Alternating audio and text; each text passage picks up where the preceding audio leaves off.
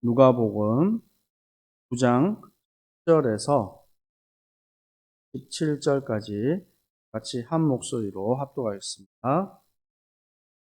사도들이 돌아와 자기들이 행한 모든 것을 예수께 여쭈니 내리시고 따로 베세다라는 고을을 떠나가셨습니다. 무리가 알고 따라왔거늘 예수께서 그들을 영접하사 하나님의 나라의 일을 이야기하시며 병 고칠 자들을 고치시고 날이 저물어 가매 12사도가 나와 여짜오되 무리를 보내어 두루 마을과 촌으로 가서 유하며 먹을 것을 얻게 하소서. 우리가 있는 여기는 빈들이니이다. 예수께서 너희가 먹을 것을 주라 하시니 여짜오되 우리에게 떡 5개와 물고기 2마리밖에 없으니 이 모든 사람을 위하여 먹을 것을 사지 아니하고도 할 수 없나이다 하니 이는 남자가 한 5,000명 됩니다.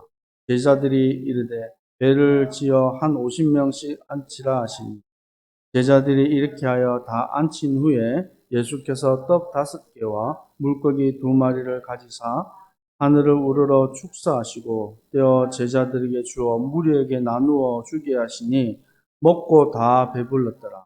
그 남은 조각을 12바구니에 거두니라.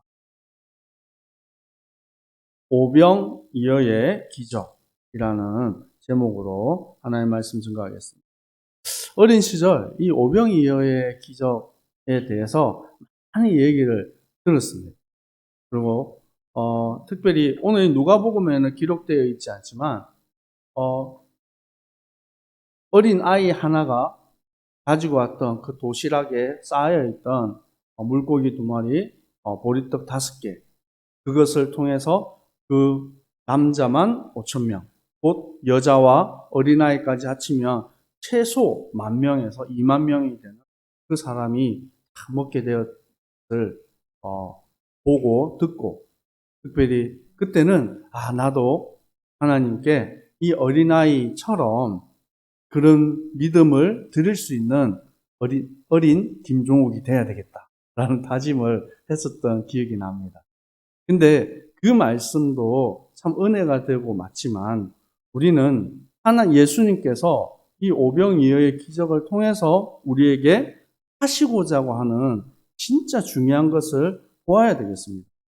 사실 우리가 때때로 이 눈으로 보는 것이 그 안에 모든 진실이 담겨 있는 건 아니에요. 눈에 보이는 것 말고 그 속에 깊이 들어가 보면 또 다른 의미가 감추어져 있고 비밀이 숨겨져 있는 것을 보게 됩니다. 여기 베세다라는 지역은 갈릴리 지역에 있는 한도 지역입니다. 예수님께서 주로 이 갈릴리 지역의 중심으로 해서 여러 고을들을 다니면서 이 복음을 전하셨습니다. 특별히 이 베세다라는 지역은 참 많이 언급되어지는 현장이기도 합니다. 오늘 이 베세다라는 지역에서 행하신 이 오병이어의 기적과 그 속에 있는 감추어져 있는 영적인 의미를 발견하고 누리시는 주님의 백성들 되기를 축복합니다. 지난주에 이어서 이 바리새인들과 사두개인들이 틈만 나면 예수님을 시험하고 예수님을 비방하고 이런 모습들을 우리가 봅니다. 왜냐하면 당시의 시대적인 상황들을 좀 이해를 해야 됩니다. 왜냐하면 나라가 이스라엘은 없어진 상태예요. 그리고 또 로마라는 큰 강대국에 압제를 당하고 있는 상태입니다. 당시에 왕이 없는 거죠. 근데 그들이 이스라엘 백성들이 의지할 곳이 없는 거예요. 그런데 하나님이 제사장과 또 이 제사장 제도를 또 레위 지파에 대한 제도를 남겨주셔서 그 안에서 바리새인들, 사두개인들이 있었단 말이에요. 근데 이 바리새파들은 특별히 이 이스라엘이 이 포로 귀환으로 돌아오고 난 이후에 생겨진 지파들입니다. 왜냐하면 우리가 회개하자. 우리가 하나님 율법을 따르지 않아서 이렇게 되었다. 그래서 하나님의 율법을 철저히 지키고 따르고 살아가자라는 그런 신념을 지키는 사람들이었습니다. 좋은 거죠. 문제는 그 율법을 통해서 하나님을 알아봐야 되는데 율법주의에 빠진 거예요. 이 서기관들은 사실은 기득권 세력이죠. 이 서기관, 이 사두개인들, 서기관, 이들이 성전에 있는 모든 이 역할들을 다 감당했어요. 그러니까 이 백성들이 모든 재산들, 헌금들, 이런 것들을 다 이제 관장을 하는 거죠. 당시 이스라엘 백성들은 너무나도 고달프고 어려운 시간들을 살아가고 있었는데, 당시 영적 지도자라고 하는 바리새인들, 그리고 사두개인들은 자신의 배만 생각하는 거예요. 육신의 안위만 생각하고 살아가는 거예요. 그래서 지난주에 누가복음 16장 14절에 뭐라고 했습니까? 예수님께서 종이 두 주인을 겸하여서 섬길 수 없다.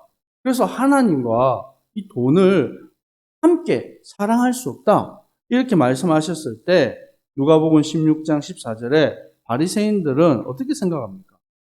바리새인들은 돈을 좋아하는 자들이라 이 모든 것을 듣고 비웃거늘. 그들은 하나님을 믿는다 하고 하나님 중심으로 살겠다라고 고백하며 살았지만 정작 그들이 의지하고 그들에게 힘이 되었던 것은 하나님이 아니라 무엇이었다고요? 아니었다는 거예요. 로마서 16장 17절에서 18절 말씀에는 바울 사도가 로마에 있는 교회들에게 말합니다. 형제들아, 내가 너희를 권하노니 너희가 배운 교훈을 거슬러 분쟁을 일으키거나 거치게 하는 자들을 살피고 그들에게서 떠나라. 왜냐하면 이 로마 교회 안에도 여러 율법을 지켜야 된다라고 하는 사람들이 있었고 또 함께 거짓 선지자들이 있었던 거예요. 근데 이들이 어떻게 합니까? 이 같은 자들은 우리 주 그리스도를 섬기지 아니하고 다만 자기들의 배만 섬기느니 교활한 말과 아첨하는 말로 순진한 자들의 마음을 미혹합니다. 옷 거치고 뭔가 거룩한 이 모습을 가지고 사람들을 현혹하는 거예요. 근데 정작 그들은 누구를 안 믿는다고요? 하나님을 안 믿어요. 그리고 뭐만 생각한다고요? 자신의 배만, 먹는 것만 생각한다고.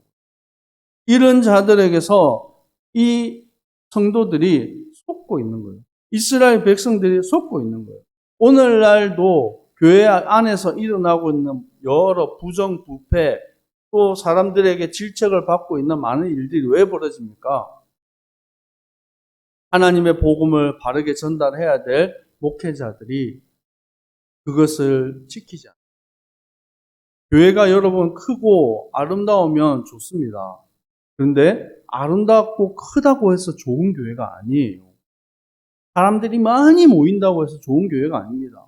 어떤 목사들은 사람들을 현혹하는 말들, 예수 믿으면 복 받는다, 치유받는다, 잘 된다, 그런 여러 가지 말을 가지고 사람들의 마음을 사로잡고 어떤 사람은 가스라이팅해서 사람들을 꼼짝 못하게 붙잡습니다.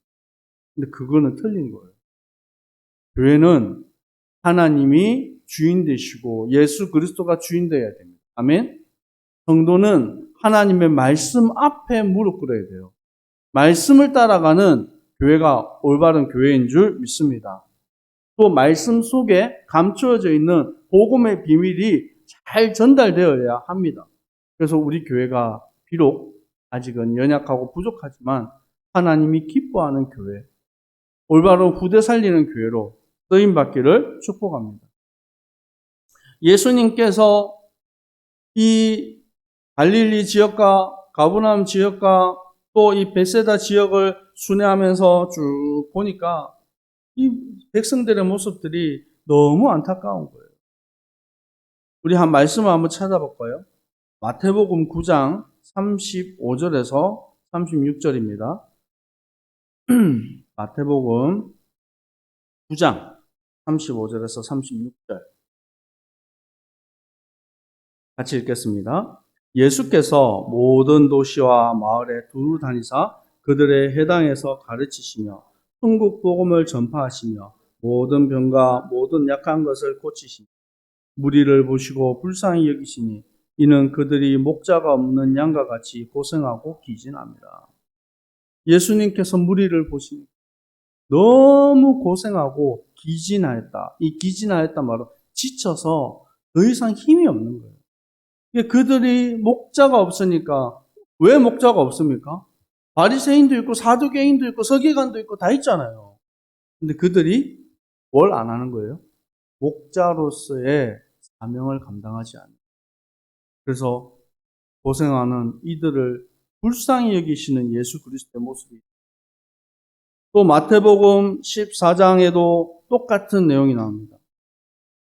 오늘 이 오병이어의 기적이 왜 중요하냐면 예수님이 십자가 지시기 전에 성만찬을 하십니다.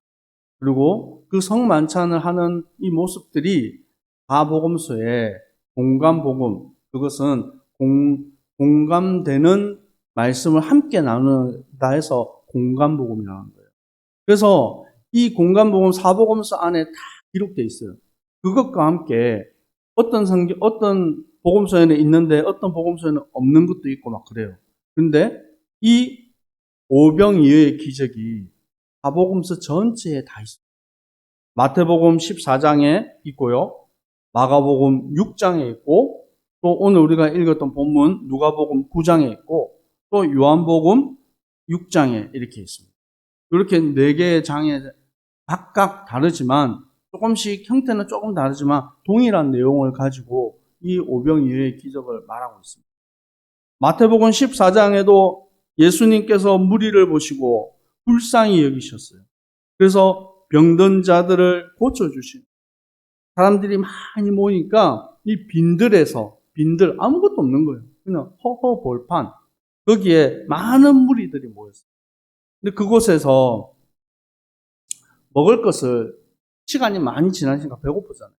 근데 빈들에서 먹을 것을 구할 수가 없는 거예요.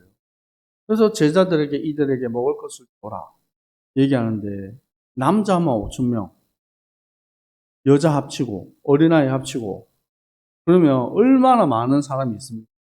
그들을 어떻게 먹이겠어요? 우리 주일날 우리 일주일에 한 번씩 성도들 밥에서 먹이는데도 치열합니다.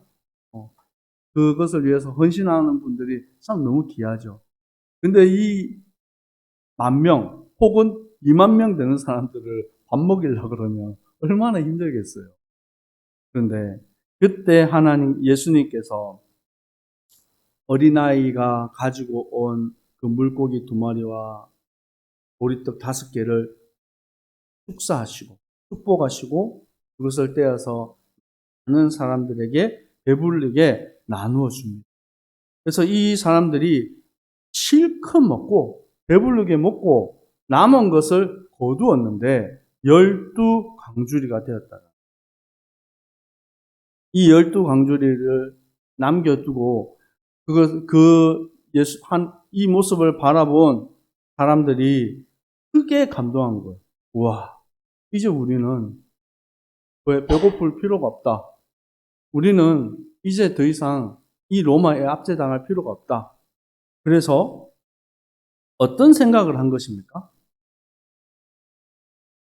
이들이 예수님을 뭘로 삼으려고 했어요?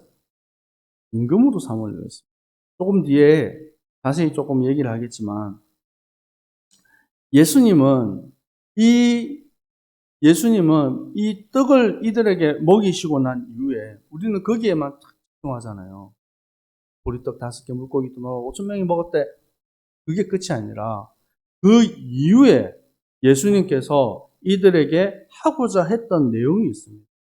그 내용이 요한복음 6장 한번 찾아볼까요? 요한복음 6장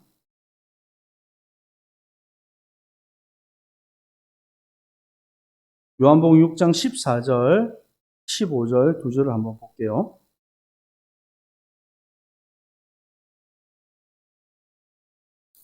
같이 읽겠습니다. 그 사람들이 예수께서 행하신 이 표적을 보고 말하되 이는 참으로 세상에 오실 그 선지자라 하더라.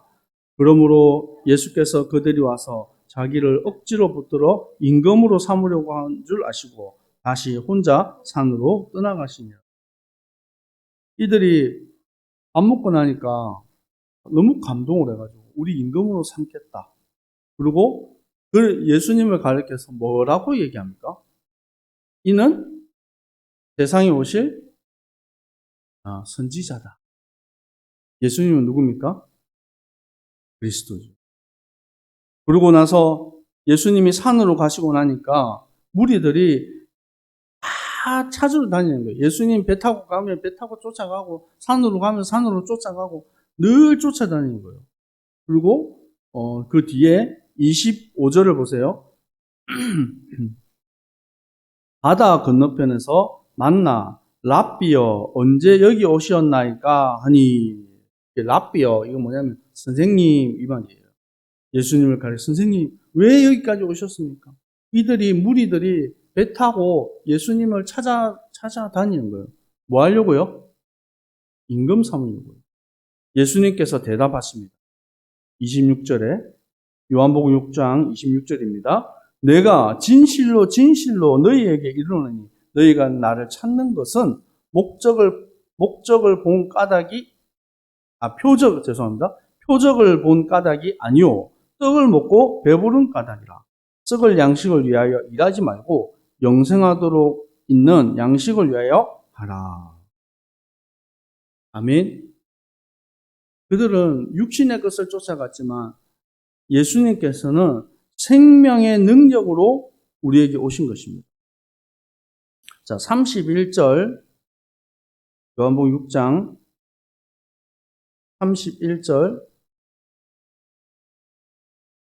31절에서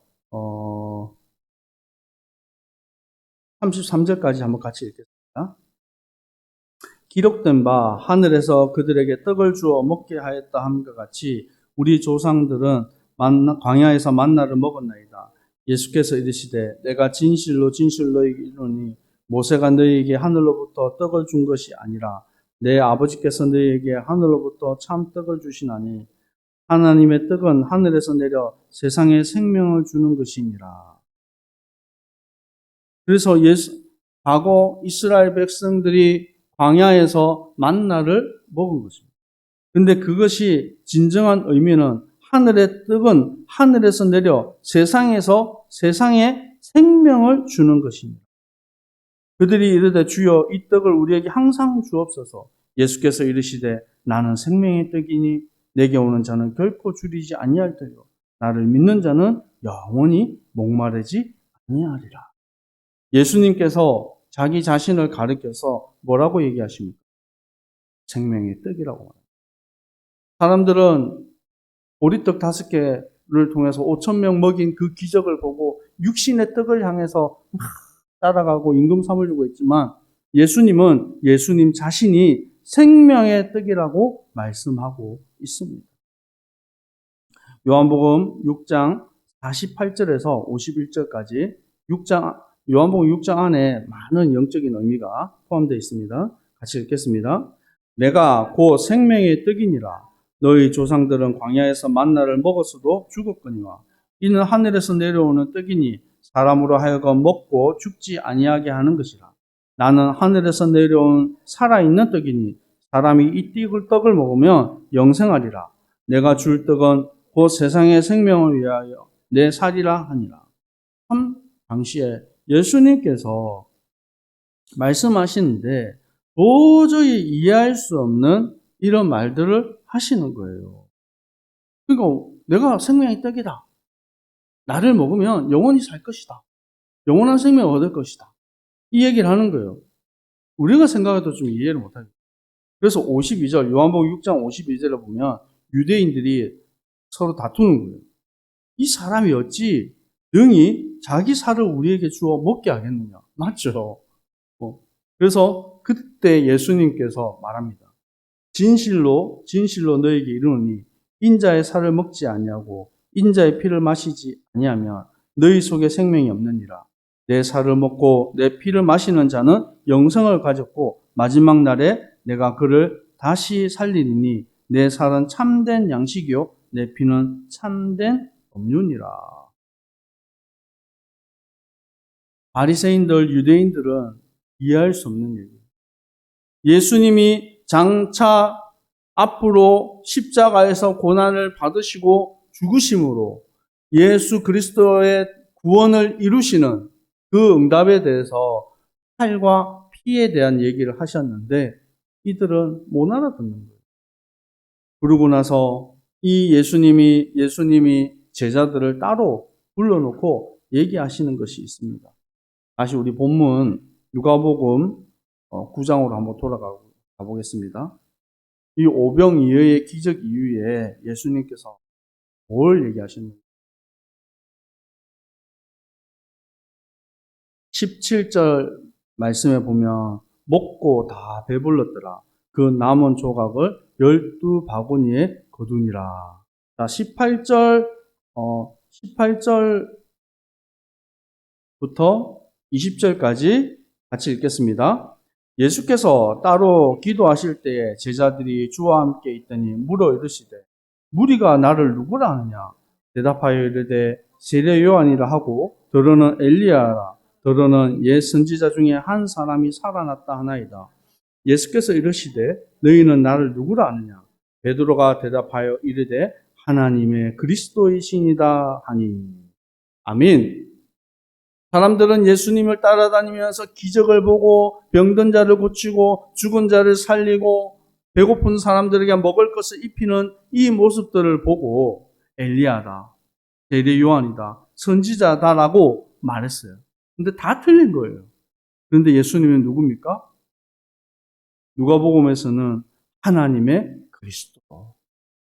마태복음 16장 16절에는 그는 그리스도시요 살아계신 하나님의 아들이십니다. 이 배경 속에서 이 나온 말씀이라는 거예요.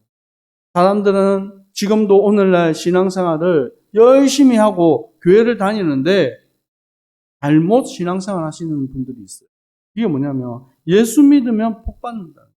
예수 믿으면 나도 잘 되고 내 자식도 잘 되고 그래서 내가 예수를 철저히 믿고 잘하면 하나님 내게 복을 주실 것이다. 그거는 절에 가서 기도하는 거나 다른 종교에 가서 무당을 데려다 놓고 굿하고 절하는 거나 똑같은 거예요. 우리가 인도네시아에 있으면서 교회가 많은 지역들이 있습니다. 예를 들면 마나도 많은 기독교 수가 있죠. 그리고 순바, 그리고 니아스, 그리고 저 파푸아, 거기는 많은 크리스찬들이 있어요. 많은 교회들이 있어요. 그래서 정작 이 땅 인도네시아에서 복음을 전할 필요가 없어요. 왜냐? 이미 교회가 많고 많은 성도들이 있으니까. 그때부터가 문제입니다. 교회가 복음을 바르게 말하지 않는 그때부터 문제가 시작되는 거예요. 어린아이들이 자라나고 있는데 교회 안에 앉아 있으면서도 하나님이 누구신지 예수 그리스도의 십자가와 그 구원의 은혜가 무엇인지 제대로 배우지를 못하는 거예요. 그래서 나는 교회 다니니까 구원 받겠지. 우리 아버지 어머니 따라서 교회 가니까 나도 복을 받겠지. 그 정도로만 생각하고 있는 거예요. 그리스도가 주인 되지 못한 삶. 그리스도가 인격적으로 받아들이지 못하는 거예요.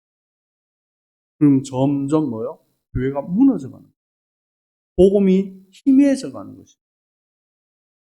우리는 참 예수 그리스도를 알아야 됩니다.